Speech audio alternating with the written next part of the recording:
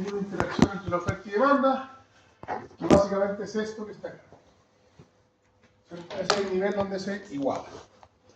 Ahora, ¿qué pasa si, porque eso, el equilibrio de mercado es dinámico, en algún momento tiene que cambiar porque se modifica alguna de las variables, ¿no es cierto? Entonces, ¿qué pasa si aumenta la cantidad de dinero? Si pasamos de D1 a D2, recordemos que la cantidad de dinero es la variable que está acá. Si aumenta la cantidad de dinero, que básicamente es que el Banco Central decidió aumentar la oferta monetaria, la intersección se va a producir ya no en este punto, el equilibrio, que es donde se intersectan las dos curvas, que es la de demanda y la de oferta, la intersección se va a producir acá, ¿no es cierto? Ahí. Es decir, se produce en el punto B. ¿Y qué es lo que ha ocurrido ahí? Si ustedes observan las otras variables, que es el nivel de precios y que es el valor del dinero. ¿Qué pasó con el nivel de precios? Esto está al revés, ¿eh? Va aumentando, o sea, al revés en el sentido que aumenta de abajo hacia arriba. 1, 1,23, 2, 4. Entonces, cuando aumenta la cantidad de dinero, ¿qué es lo que ocurre? Aumenta, esto solamente para explicarlo, después vamos a ver, digamos, lo que está en el medio, por eso es para explicar los resultados. Cuando aumenta la cantidad de dinero en la economía, el nivel de precios se aumenta. En el fondo se define de trazar esta línea desde el punto de equilibrio hacia acá. Es decir, el nivel de precios ya no es 2, como era acá, sino que es 4. ¿Y qué pasa con el valor del dinero? A diferencia de lo que ocurre con esta línea vertical, aquí, cuando se va moviendo hacia abajo, va disminuyendo, ¿sí? Va en sentido contrario. Entonces, cuando aumenta la cantidad de dinero, se produce un nuevo equilibrio, el nivel de precios aumenta y el valor del dinero disminuye. Ahí tenemos 1,2, 1,2. Eso es lo que nos permite explicar gráficamente, desde el punto de vista de la oferta y la demanda, que cada vez que se incrementa la cantidad de dinero en la economía, el nivel de precios aumenta, y ese nivel de precios, esto es como un efecto dominó. Aumenta la cantidad de dinero en la economía, el nivel de precios aumenta, y el valor del dinero disminuye, porque el valor del dinero depende del nivel de precios. Por lo tanto, si el nivel de precios es más alto, el valor del dinero disminuye. Entonces, a partir de ahí, nosotros podemos adoptar algunas conclusiones. ¿Cuáles serían estas? Que cuando aumenta la cantidad de dinero en la economía, lo que está puesto en el gráfico, aumenta el nivel de precios, y ese nivel de precios hace que disminuya el valor del dinero. ¿Y eso cómo se llama? Empieza con I. Inflación. Inflación. Esto puede ser chino mandarín. No voy a dar una pasadita rápida. Estas fórmulas que están acá no las consideremos tanto porque supone considerar muchos factores y no lo hemos visto y no creo que tenga mucho sentido que los veamos. Así que obviemos esta parte de la gráfica. Bueno. Hagamos un par de preguntas que son de mucha más, podríamos decir, aplicación práctica. Y esto yo ya lo he dicho antes, pero ahora lo voy a explicar de forma más sistemática. Esto es lo que se llama el famoso efecto helicóptero, que existe así, puede parecer un nombre gracioso, digamos, muy poco técnico, pero existe, tiene esa denominación en economía. Y la pregunta que subyace al efecto helicóptero es, ¿qué ocurriría si es que un avión dejara caer dinero en el país? Es decir, supongamos que viene un Boeing 737 y empieza a arrojar dinero, mucho dinero, en Santiago, o en el país entero. Muchos aviones tirando dinero. O sea, ¿qué es lo que va a pasar de inmediato? Pues, yo voy con un canasto, digamos, todos vamos con un canasto y abrimos el canasto para que nos caiga la mayor cantidad de dinero en la economía, ¿no es cierto?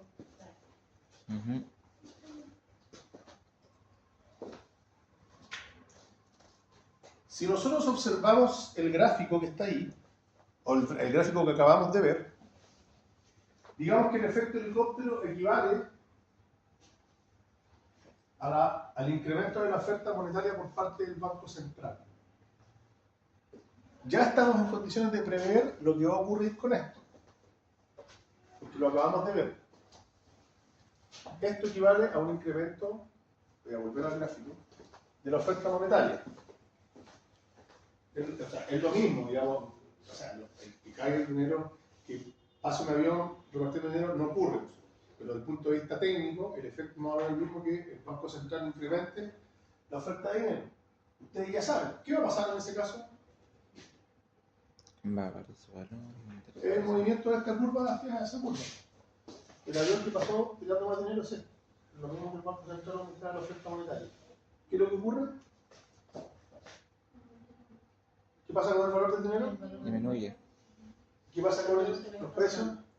Aumentan. Ya. Ese es el resultado. Es como que, eso pasó. Pero no nos satisface mucho, ¿cierto? O sea, digo, pero ¿por qué? O sea, usted está dando resultados, ¿no? Porque... Usted me está dando puros resultados. Me está diciendo, mire, la variable P, si ocurre P, ocurre I y ocurre menos I. Que en el fondo es, aumenta el precio, aumenta la cantidad. Entonces, para explicarlo en términos más sencillos, si ustedes quieren, es, nos vamos a la oferta monetaria del Banco Central. Expliquémoslo con un ejemplo casi más coloquial. Un avión que se mueve. Bueno, si cae un avión, todos nos vamos a probablemente tomar mucho dinero, lo vamos a incorporar en las cuentas corrientes, o lo vamos a poner a los colchón, y vamos a tener mucho dinero. ¿Sí? Ahora, ok, ¿y por qué aumentan los precios entonces? ¿Cuál es la explicación económica de por qué aumentan los precios? Cuando hay mucha cantidad de dinero en la economía, que es a causa de la inflación.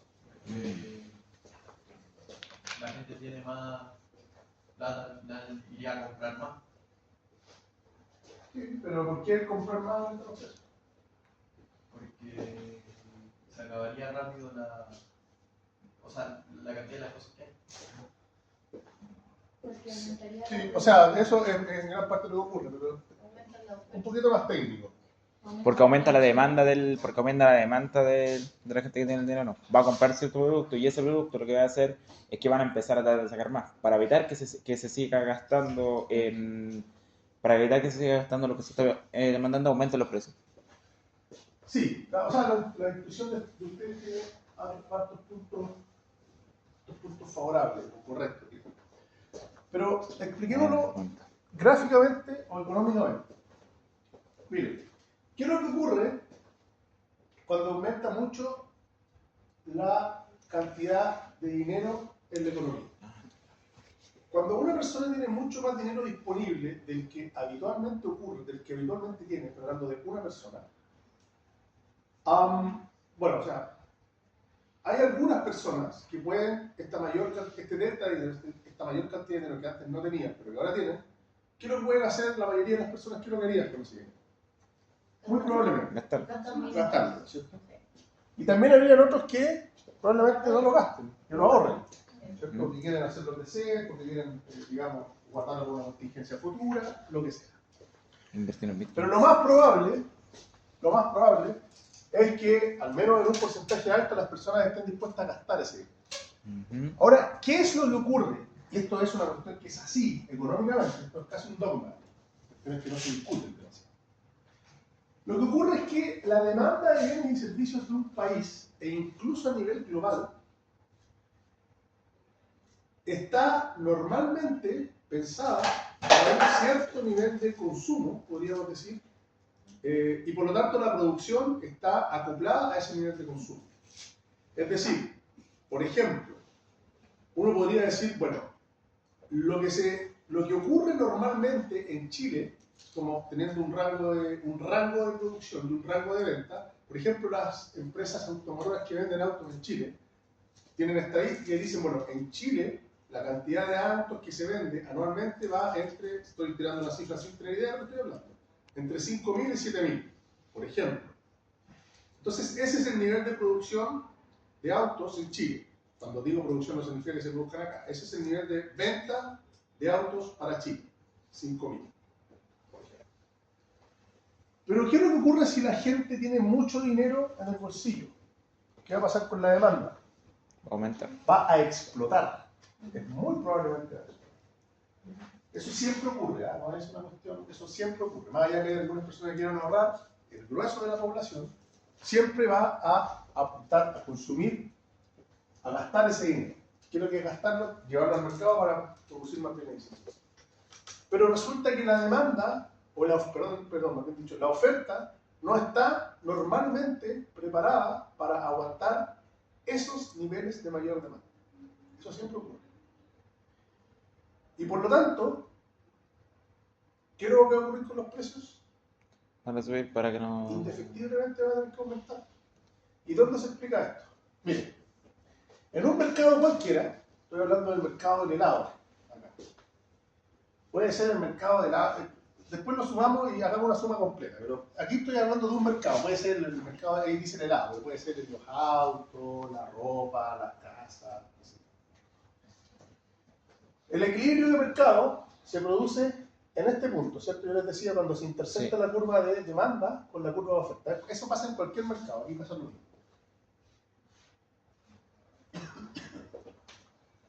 Pero lo que nos interesa es concentrarnos acá. Esta es la curva de demanda. Esto lo viene en microeconomía, ¿no? Yo sí. Ya. Esta es la curva de demanda, ¿no es cierto? Esta es la curva de oferta. Esta es la cantidad demandada y ese es el precio demandado. Entonces, para uno saber la cantidad demandada, tiene que decir, tirar la línea desde acá hacia la curva respectiva y decir, bueno, ahí la cantidad demandada va a ser la que dependa del eje inicial. Entonces, si nosotros tenemos estas curvas, vamos a decir, mira, supongamos que al precio de 2 se produce el equilibrio de mercado. ¿No es cierto? O mejor vamos a partir al revés. Vamos a partir al revés. ¿Qué es lo que ocurre? Aquí estamos en una situación de equilibrio. ¿No es cierto? Y aquí no estamos en una situación de equilibrio. Aquí estamos en una situación de desacople, porque miren la curva de demanda, que es esta que está acá. Al precio de 1.50, ¿dónde está la demanda? ¿Cuánto es la demanda? Al precio de 1.50. Lo que hay que hacer es tirar esta línea para acá hacia la curva de demanda. ¿Cuánto es la cantidad demandada? No voy a bien. 10. La primera es 10. Ya, 10. ¿Cómo se determina la cantidad demandada? Es simplemente la curva del precio. Al precio de 1.50, ¿dónde está la curva de demanda? ¿Se demanda cuánto? 10. 10. Ok. Y así mismo se puede saber la cantidad ofrecida. Al precio de 1.50, pero hay que ir a la otra curva, porque esta es la demanda. A la curva de 1.50, ¿cuánto hay? ¿Cuánto es la cantidad ofrecida? 4. Esto es precisamente la situación que ocurre cuando hay un exceso de demanda. Es decir, cuando la mayor cantidad de dinero en la economía hace que explote la demanda y que se desacople completamente de la oferta. Entonces, se está ofreciendo 4, pero se está demandando 10. ¿Cuánta es la diferencia que hay? 6. Es decir, digamos que hay 6 personas que lo pueden comprar, que quedan fuera del mercado, porque no se alcanza. La oferta solamente cubre 4 y se está demandando 10. Pero ¿dónde se va a producir el equilibrio? ¿Qué tiene que pasar para que haya un equilibrio completo, para que todos queden satisfechos, para que se venda la misma, o se oferte la misma cantidad que se compra? ¿Qué tiene que pasar? Aumentar los precios. Si usted aumenta el precio a 2, ¿qué va a ocurrir? El precio aumenta. Se va a producir perfecto equilibrio. La cantidad demandada va a ser 7, porque es la curva de demanda, y es la misma cantidad de la curva de oferta. 7. Entonces, ¿qué es lo que ocurre? ¿Qué es lo que quiero significar con esto? Que cuando hay un exceso de dinero en la economía, nosotros nos encontramos en esta situación. Hay un exceso de demanda. La oferta está acá y el precio está acá. Perdón, la oferta está acá y la demanda está acá. ¿Y qué es el único factor que tiene que moverse o que modificarse para que haya nuevamente equilibrio? Aumentar los precios. Entonces, ¿qué es lo que ocurre? cuando hay demasiado dinero en la economía, efecto helicóptero, las personas tienden a gastar ese dinero. Y ese dinero hace que explote la demanda. Y como la oferta está preparada para cierto nivel de demanda, se produce un desacople. Es decir, se ofrece mucho menos de lo que se quiere comprar. Y para que haya nuevamente un acople, tiene que indefectiblemente Aumentar el precio. ¿Se entiende ahora? Pues ahora usted, para llegar a su casa, le van a decir a su papá, mamá, hijos, marido, lo que sea, aprendí por qué la cantidad de dinero aumenta la inflación. Digamos que el efecto helicóptero en el caso de Chile no fue un helicóptero que pasó retirando dinero.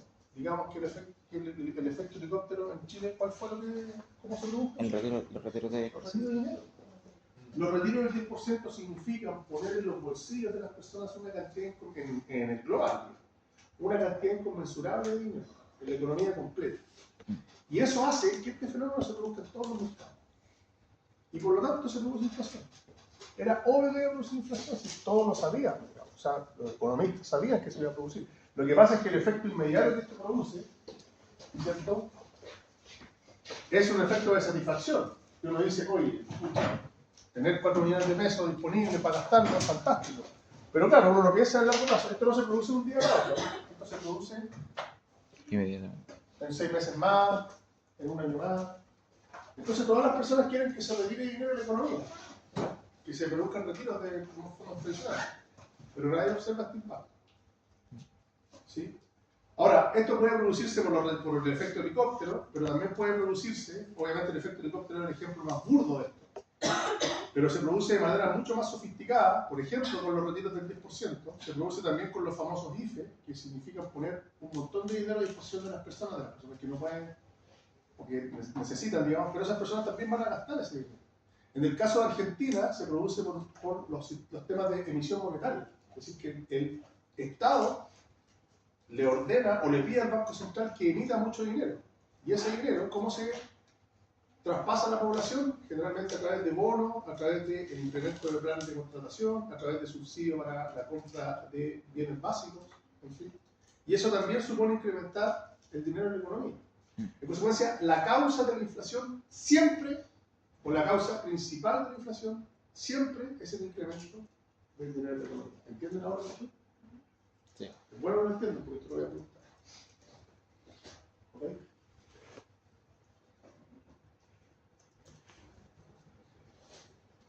Ahora, esto que yo estoy hablando se llama la teoría cuantitativa del dinero.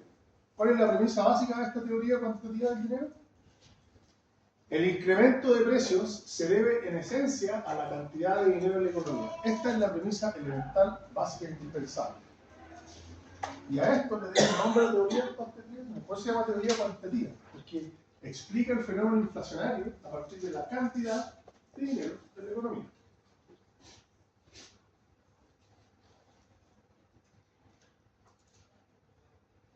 Ahora,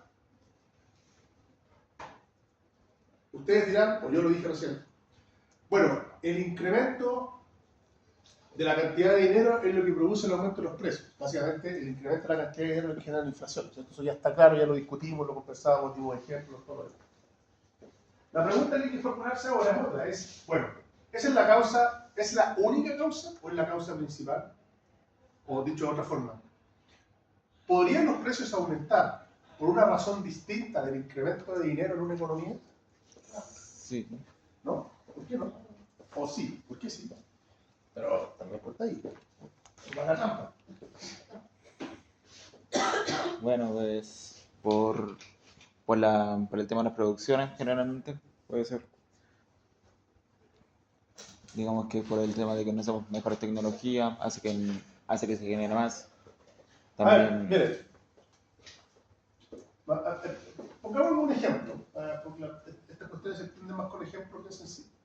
Ustedes han visto en las noticias, o en los diarios, qué sé yo, que hay mucha gente que está yendo a comprar a Argentina, ¿cierto? Yendo a comprar a Argentina, salió un video de un señor que fue a comprar, compró 250 pesos chilenos de mercadería y se trajo mercadería para 6 meses, algo así. O kilos y kilos de arroz, qué sé yo. Entonces, ¿Qué es lo que ocurre? ¿O qué es lo que podría ocurrir? Podría ocurrir que, aún incrementándose la cantidad de dinero en la economía, perfectamente podría ocurrir que los precios no aumentaran. ¿Sí? En principio. ¿Por qué? Porque esta oferta, que no es capaz de satisfacer la mayor demanda, sí podría ser capaz de satisfacerla cuando es satisfecha ¿de qué forma? Piensen en el ejemplo del señor argentino. Por la importación. Bienes importados. Supongamos que la demanda, o supongamos que la oferta de bienes chilenos no es lo suficientemente amplia como para satisfacer este boom de demanda que se ha producido, producto del incremento de la cantidad de dinero. Pero resulta que hay un montón de alternativas fuera de Chile.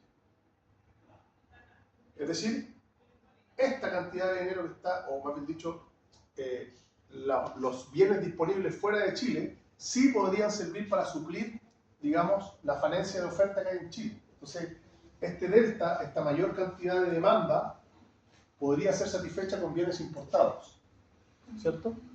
Eso podría ser una solución posible, en la que uno podría decir, mire, el incremento de la cantidad de dinero de la economía podría no aumentar la inflación. ¿Por qué? Porque la causa que yo les decía recién, que es la principal, podría no producirse. ¿Por qué no podría producirse? Porque podría haber una válvula de escape que permitiera satisfacer la mayor demanda. ¿Y cuál sería? Los bienes importados. Perfecto. Muy bien. Pero ¿y qué podría ocurrir también? Supongamos que no se aumentó la cantidad de dinero en Chile, pero que igual hay inflación. ¿De dónde podría venir eso? ¿Qué pasó con la guerra de Ucrania? Aumentó. Ahí lo vamos a ver, pero para determinar la inflación se considera una canasta de bienes. En esa canasta de bienes está el arroz, está el aceite, la medicina, el pago de los colegios, un montón de cuestiones. Resulta que, bueno, los retiros del 10% fueron hace mucho tiempo atrás. Todavía tienen un impacto en la economía. Pero supongamos que en algunos países no hubo retiro del 10%. De hecho, no tienen el sistema previsional que tenemos nosotros. No sé, pensemos en, qué sé yo, Inglaterra. En Inglaterra, por ejemplo, no hay retiro del 10%, pero resulta que se incrementaron fuertemente los precios. Y no hubo un aumento de emisión monetaria como en Argentina, ni tampoco hubo retiro del 10%. Pero hubo otro factor, y también hubo en otros países de Europa. Es lo que se llama la inflación importada. ¿Sí? ¿Qué es lo que ocurre? Que hay muchos bienes que un país compra o importa del extranjero para satisfacer necesidades internas, como por ejemplo energía, como por ejemplo petróleo. Los países occidentales europeos que importan petróleo de Rusia y básicamente de Rusia. Y resulta que los precios en Rusia, producto de la guerra, se fueron para arriba. Y si a eso le sumamos una pandemia que hizo que los costos de transporte también se incrementaran significativamente, se produce lo que se llama la inflación importada. El aceite de oliva y el aceite de maravilla, hace un año y medio atrás valía 2.200 pesos. Hoy día vale 4.500 pesos. Digamos que la causa de eso no ha sido un incremento importante de la cantidad de la economía, más allá del tema de los retiros, ha sido lo que se llama la inflación importada. Porque si un país se satisface de bienes que vienen mayoritariamente del extranjero y resulta que se produce una inflación en esos países a los cuales nosotros les compramos, obviamente esos países nos van a vender más caro y obviamente los productores nacionales que le compran a esos países van a traspasar el costo a quién? A los consumidores. ¿Y eso qué significa? En el estricto rigor, o en términos prácticos, que se produce inflación. Entonces la inflación también puede provenir de otras causas que no sean el aumento de la cantidad de dinero. Por ejemplo, la inflación importada. Y también podría producirse por un incremento de los costos. Y el mejor ejemplo de eso es la pandemia. ¿Sí? Cuando se produce un aumento de los costos, ¿a quién se le traspasa eso? A los consumidores. ¿Y cómo se le traspasa? Mayores precios. ¿Cierto? Los autos, los vehículos durante la pandemia incrementaron un valor de manera brutal. Imagínense, en la pandemia se sumaron un montón de factores. Se sumó la mayor cantidad de dinero, se sumaron todos estos factores. Se sumó la mayor cantidad de dinero en la economía, ok, causa la inflación. Se sumó la inflación importada, ¿por qué? Porque hubo una guerra. Y encima se aumentaron los costos producto de la pandemia. sea, se sumaron todos los factores y eso hace que la inflación hoy día crezca. Ha aumentado fuertemente. Entonces, para resumir, el incremento o la inflación viene principalmente, por la razón que expliqué, del incremento del dinero en la economía. Pero también puede provenir de razones que no tienen que ver necesariamente con el incremento del dinero en la economía, como ocurre con la inflación importada, o como ocurre con el incremento de los costos de las empresas, al menos en el corto plazo. Y eso es lo que explica la denominada teoría cuantitativa del dinero. Pero esto es una noticia antigua. No solamente en Chile, Estados Unidos y la zona euro también sufren con la inflación. Y ahí tenemos el efecto de la pandemia. Por eso les decía recién. En el caso de Estados Unidos, no hubo retiro del 10%. Pero lo que sí hubo fue que hubo una política fiscal expansiva. ¿Qué significó eso? Que el Estado le transfirió dinero directamente a las personas. ¿Por qué? Para atender la emergencia. Hay muchas personas que quedaron sin trabajo, qué sé yo. Y eso también genera inflación, porque también es introducir dinero en la economía. Si a eso se le suman los efectos de la pandemia que generaron costos de los bienes importados, también se produjo un cóctel que hizo que se produjera una inflación también altísima en Estados Unidos, que ahora está bajando. Y lo mismo en Europa. ¿Se entiende? Esta es la explicación del fenómeno inflacionario. Entonces, no es más que eso. Ahora, esto yo se lo voy a explicar, o sea, hay apuntes que lo explican mucho más detallado, apuntes que tienen que leer, para hacer que vayan a ver preguntas. En el certamen. Entonces, incremento de la cantidad de dinero. Por lo tanto, si uno observa cómo yo ataco la inflación, si esta es la causa de la inflación, ¿cómo ataco la inflación? ¿O cómo prevengo la inflación? ¿O cómo evito la inflación? Procurando que el incremento de la cantidad de dinero en la economía no se produzca. Es decir, generando los incentivos necesarios para que no se incremente la cantidad de dinero en la economía. ¿Sí? Obvio. Si la causa es esa, tengo que atacar la causa. Ahora, ¿qué herramientas utiliza la autoridad monetaria para incrementar o para no incrementar, digamos, para disminuir o para evitar que incremente? O sea, puede ser las tres alternativas. En algunos casos puede incrementar la cantidad de dinero en la economía cuando hay una situación de deflación, que es precios demasiado bajos, que es incluso peor que la inflación. O puede también utilizar estas herramientas para que el incremento de la cantidad de dinero no sea tan significativo. Que son básicamente las fuentes de la oferta de dinero. O más bien dicho, la cantidad de dinero en la economía puede aumentar por distintas formas, puede aumentar, digamos, a través de distintos mecanismos, y estos son los mecanismos a los cuales la autoridad tiene que ponerle mucha atención para evitar que un desacoplamiento o un desborde de estos mecanismos haga que la inflación se dispare. ¿Sí? Y que son básicamente las fuentes de oferta de dinero, que es la creación de dinero por parte del Banco Central. Tenemos, por ejemplo, la emisión primaria, que esto no existe en Chile, pero es bueno entender que teóricamente existe, que se llama la emisión primaria, que es el financiamiento del déficit presupuestario estatal. Esto es básicamente lo que ocurre en Argentina. ¿Qué significa esto? El profesor que es mala onda de lo que ocurre en Argentina. ¿Qué es lo que significa la emisión primaria? Básicamente la emisión primaria significa que el Estado tiene un déficit para cubrir sus gastos corrientes, sus gastos normales. No puede pagar los sueldos, no puede pagar las deudas internacionales, es decir, no puede funcionar. Es como que si una casa no tuviera el dinero suficiente para operar, para funcionar normalmente. ¿Qué es lo que hace el Estado? Y por eso se llama emisión primaria. Le dice al Banco Central, mire, Banco Central, ¿sabe qué? Emita mi dinero. Y bueno, no se trata simplemente de que levante el teléfono y diga, ¿sabe qué? Tráigame 10 fajos de billete o tráigame una tonelada de billete. No están así. Lo que se hace es, el Estado emite lo que se llaman certificados de deuda, o se llaman bonos, que le dice al Banco Central, mire, yo me comprometo a pagarle tanta cantidad de dinero. Me comprometo a pagarle 100 millones de dólares de aquí a 6 meses más. Y el Banco Central recibe ese documento y le entrega a cambio, ¿qué cosa? Los 100 millones de dólares. Y el Estado así empieza a operar y a incrementar el dinero en la economía, porque ese dinero el Estado obviamente lo introduce en la economía. ¿Cómo? A través de bonos, a través de planes de empleo, a través de IFE, a través de un montón de cosas. ¿Sí? Y así se produce el problema de la emisión monetaria, la emisión primaria. ¿Se entiende?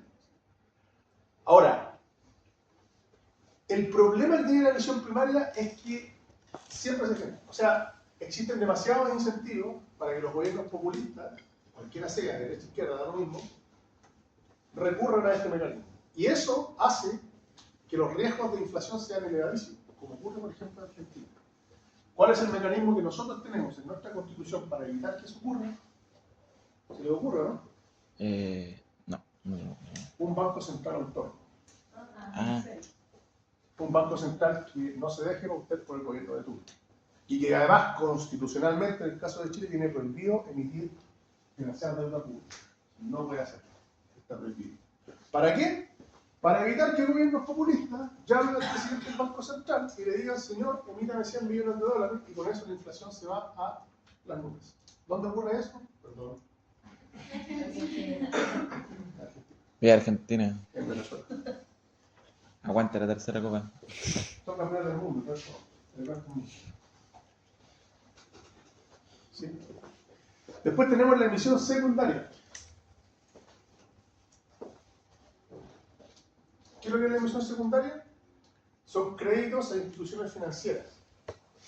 ¿Qué significa eso? Que el Banco Central le presta dinero a los bancos comerciales. Después vamos a ver que el Banco Central no opera con personas naturales, opera solamente entre bancos, el banco de los bancos. Entonces, yo emito deuda, es lo mismo que ocurre con el Estado, pero con ciertos bancos. Entonces, los bancos le dicen, Banco Central, présteme 100 millones de dólares, ok, le emito un bono, el Banco Central toma ese bono y lo empieza a transar en mercado secundario. Probablemente lo podrá vender lo podrá vender en un bono por 100 millones de dólares, lo podrá vender inmediatamente en 80. ¿Por qué? Porque le dan al tiro los 80 y después le van a cobrar 100 al Estado que lo emitió. ¿No es cierto?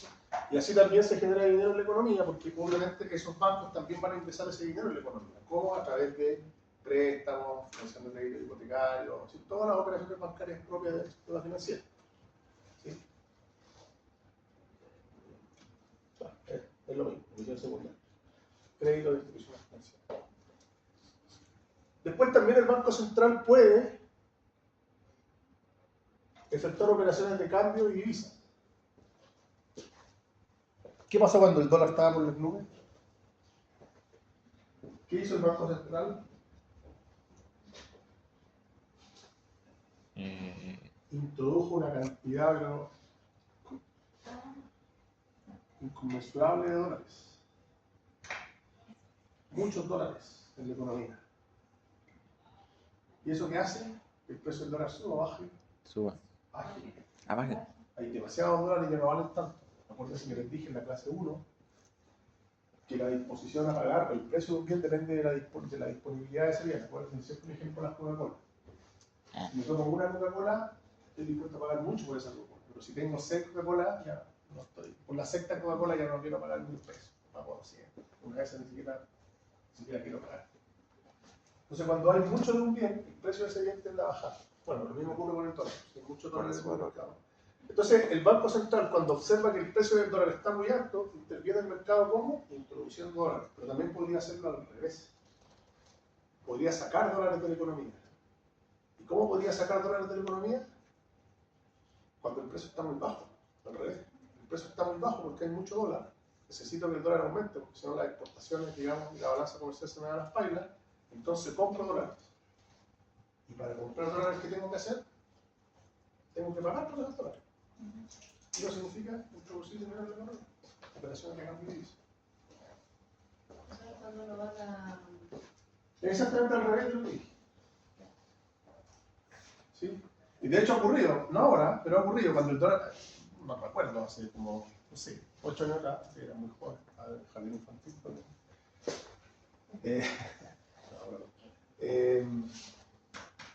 El dólar estaba súper bajo. El Banco Central intervino sacando dólares.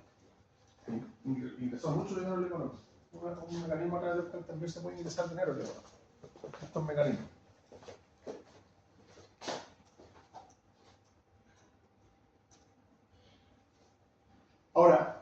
aspectos son relevantes en relación con la inflación? La inflación,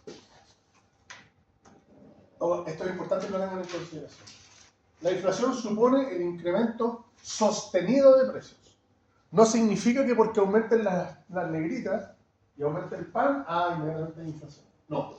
Estamos hablando aquí de un aumento sostenido de los precios. Ahora, no significa eso que aumenten todos los precios de todos los bienes de la economía. No. ¿Por qué? Porque la inflación se calcula calculando una canasta de bienes, que es la canasta del IPC, y después vamos a ver cuál es la metodología que se aplica. Entonces, no es un fenómeno accidental que uno diga, mira, aumentaron dos bienes, inflación. No necesariamente. Tiene que haber una canasta de bienes que muestre una inflación significativa y que además no es una cuestión casual y circunstancial. Podría perfectamente haber una situación de lluvia, por ejemplo, que haga que todas las cosechas se pierdan y cuando hay escasez puede que los tomates sean más caros, por ejemplo. Pero eso puede producirse durante un mes. Y podría haber un IPC alto en ese mes. Pero sostenidamente en el tiempo es muy difícil que ocurra. Cuando estamos hablando de la inflación, estamos hablando de un fenómeno más bien sostenido en el tiempo. Por eso la inflación interanual se calcula sumándolo la inflación mensual de cada mes del año. Y tiene más impacto cuando se calcula el total, digamos, la suma de todas las inflaciones mensuales. Es un fenómeno, en segundo lugar, esencialmente monetario. Eso lo acabo de señalar con la denominada teoría cuantitativa del dinero. La inflación se debe esencialmente al incremento de la cantidad de dinero en la economía.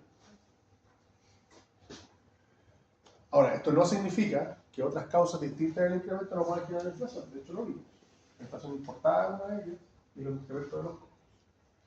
En esos casos no hay incremento del dinero en la economía, pero hay inflación.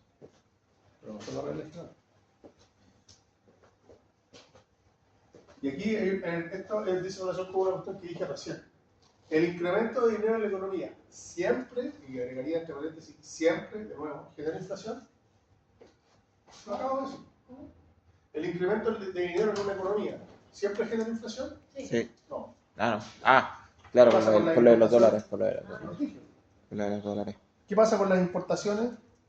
Si la válvula de escape que tiene una economía para que la oferta responda a la mayor demanda es comprar bienes importados que no han subido de precio, significa que la oferta va a ser capaz de satisfacer la demanda y por lo tanto los precios no van a aumentar, porque la demanda que falta a nivel nacional se va a adquirir del extranjero. El problema se produce cuando esos bienes extranjeros también son más caros, ahí también se va a generar inflación. Pero si no es el caso, puede ser una válvula de escape para no generar inflación. ¿Se entiende? Muy bien.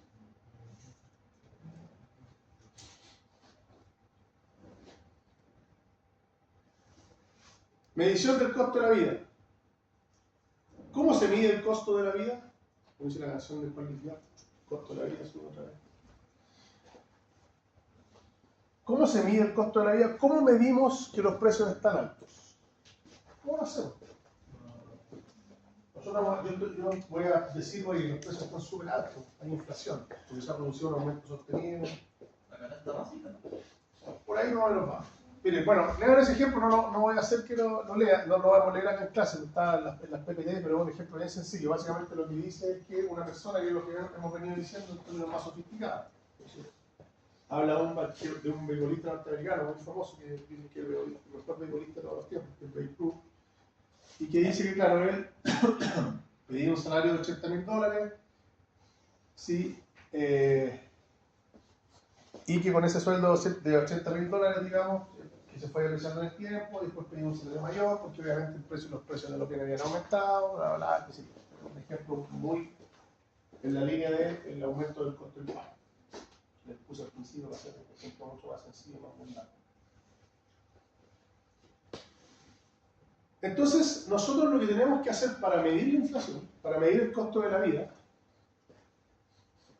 lo primero que tenemos que preguntarnos, bueno, ¿qué significa medir las variaciones del costo de la vida? ¿Cómo se hace? ¿O qué se hace cuando se mide la variación del costo de la vida? ¿Qué es lo que medimos? ¿O cómo se hace? Bueno, vamos a traer aquí. Gregory Mankiw dice que significa la comparación monetaria en diferentes épocas, o lo que es lo mismo, medir la evolución del coste de la vida. Ello permite medir el poder adquisitivo del dinero, que es lo que les decía recién, ¿cierto? En el fondo el poder adquisitivo del dinero es cuántos bienes yo compraba hace 5 años atrás y cuántos bienes compro ahora. Eso es medir el costo de la vida. Si yo con 100.000 pesos hace 5 años atrás llenaba 2 carros en el supermercado, hoy día yo no creo que alcance a llenar uno. Compro un pedazo de carne, un par de cerveza, un carbón. ¿Qué voy a hacer en mi casa? Si se sacan todo un cierre de la prueba, me invito a un asado en mi casa. Eso va a pasar. Depende de usted, ¿no? Entonces, lo que quiero decir, muchachos, es que, bueno, y Carlos Massad, otro economista, dice que la medición apunta a ponderar la magnitud promedio de la variación experimentada por los bienes y servicios consumidos mayoritariamente por las familias. Es decir, en términos sencillos, para ponerlo en chino mandarín, ¿cuánto ha aumentado el precio de los bienes y servicios que la mayoría de las familias de un país determinado consumen a lo largo del tiempo? Es decir, ¿cuánto ha aumentado esa canasta básica a lo largo del tiempo? Eso significa la medición del costo de la vida. Ahora, estos dos autores están diciendo lo mismo, ¿eh? Lo que pasa es que utilizan palabras distintas, pero en el fondo, si uno quiere como escarbar y tratar de depurar lo que están diciendo básicamente lo mismo. Este señor que está acá está diciendo, mire, yo para medir la inflación tengo que medir la evolución de los precios de los bienes y servicios que las personas normalmente compran. Y es obvio que tiene que ser así. Pues, en el fondo, el valor del dinero se mide, como les decía recién, no por el que el dinero tenga un dibujito que tiene un 5 y 3 ceros, sino por cuántos bienes puedo comprar con eso. Y lo que dice este señor es más o menos lo mismo.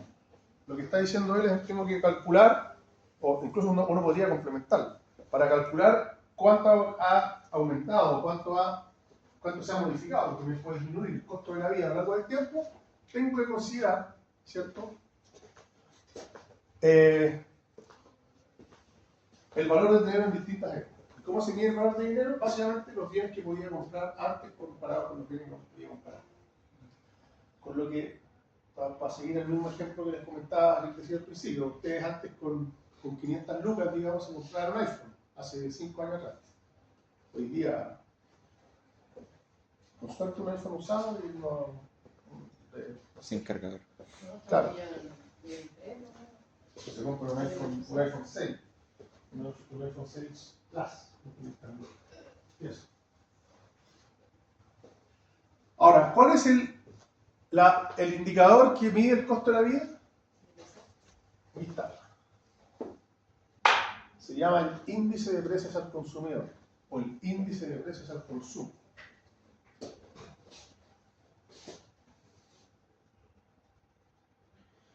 Ahora, ¿qué es lo que es el IPC? Es un indicador, nos indica el costo total de los bienes y servicios adquiridos por un consumidor promedio o por un consumidor representativo de la economía. Es decir, no significa, y con esto hay que tener ojo, no significa que se toman todos los bienes de la economía y se saca un cálculo, porque es imposible hacerlo. Los bienes de la economía son infinitos. Está la ropa, y dentro de la ropa están los polerones de color amarillo, Gap, los que tienen tú, están las zapatillas blancas. Entonces, los bienes son infinitos, no se pueden considerar todos. Entonces, para calcular un promedio, se considera los bienes que normalmente las familias chilenas compran. Y para eso se forma una canasta básica. Y según cómo esa canasta básica vaya evolucionando en el tiempo, uno va diciendo los precios van aumentando, van disminuyendo, y eso permite calcular el índice de precios al consumo, y a su vez permite determinar cuánto ha aumentado el costo de la vida. Y después de todo ese largo proceso, permite determinar la inflación. ¿Quién fija el índice de precios al consumo? Está a cargo de las autoridades con competencias estadísticas, que es el Instituto Nacional de Estadística, el famoso INE. ¿Cómo se calcula? Es una metodología que supone varios pasos, y como pasos que son varios, supone gestionar importantes volúmenes de información. Vamos a hablar aquí, muchachos. A un descanso.